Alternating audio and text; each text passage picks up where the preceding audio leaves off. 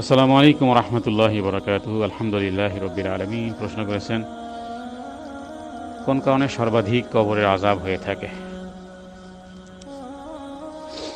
জবাব, বিল্লাহি তৌফিক, আল্লাহুল মুস্তাআন। হাদিস থেকে আমরা, সহিহ মুসলিমের হাদিস অনুযায়ী রাসূলুল্লাহ সাল্লাল্লাহু আলাইহি ওয়াসাল্লাম পুরনো কবরস্থানের দিকে জায়গা থেকে চলতে গিয়ে তিনি যখন জিজ্ঞেস করেছিলেন যে এই কবরগুলো কাদের, কারণ কবরের আযাব হচ্ছে, আল্লাহ তাআলা তাকে দেখিয়েছেন। এর মধ্যে হাদিস থেকে জানা যায় যে কবরের আযাব হয় পেশাবের সিটা থেকে পবিত্র না হলে, পেশাবের সিটা থেকে সতর্ক না হলে কবরের আযাব হয়। এটা একটা বিষয়। দ্বিতীয় হলো চুগলখড়ি, একজনের কথা আর একজনের কাছে লাগানো। তো আমাদের সমাজে যেই গীবত বা পরনিন্দা,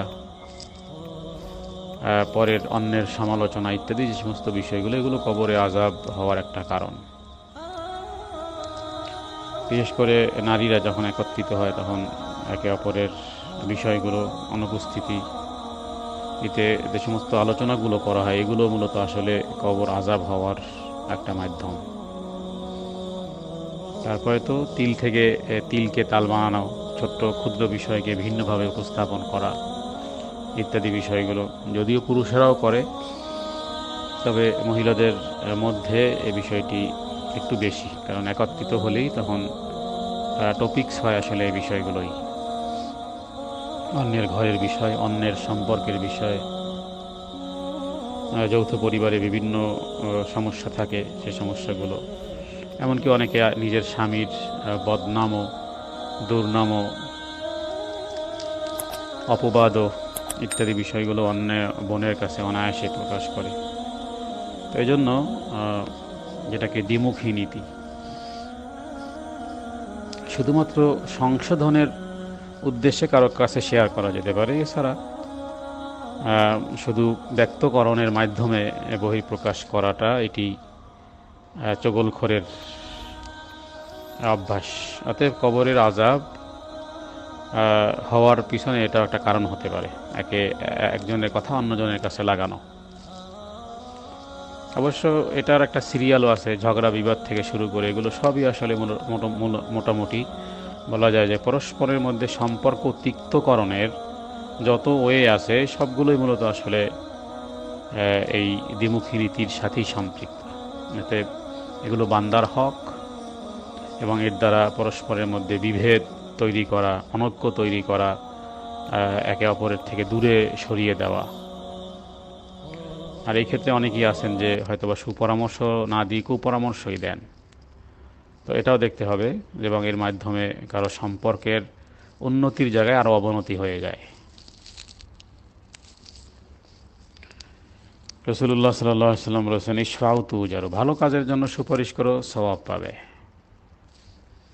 তারপরে মানুষের স্বাভাবিক স্বভাবজাত যে মানুষের ভালো কিছু শুনলে মানুষ হিংসা করে, আবার খারাপ কিছু শুনলে সেগুলো নিয়েও তারা ট্রিট করে।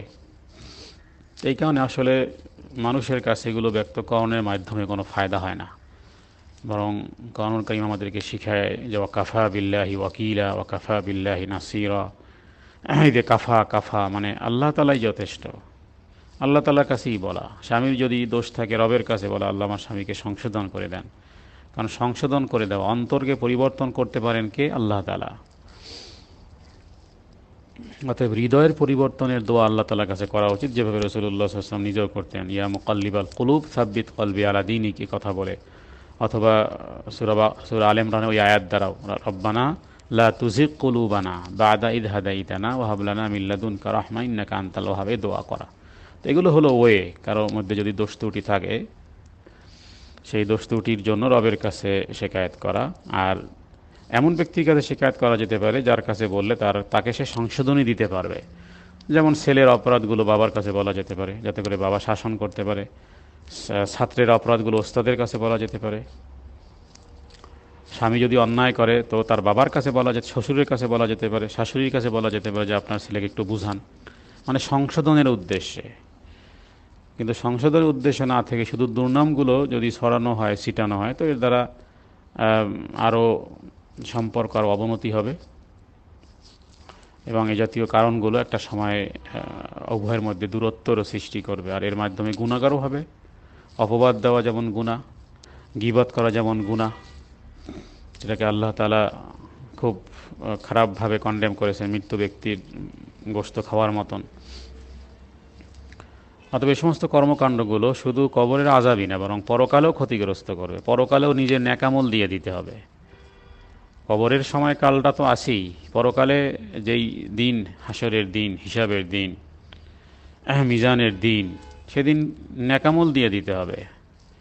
অন্যায় অনাহতভাবে যদি কারো পিছনে বদনাম করা হয়ে থাকে, একে অপরের কথা লাগানো হয়ে থাকে, জি, আল্লাহ তাআলা হেফাজত করুক।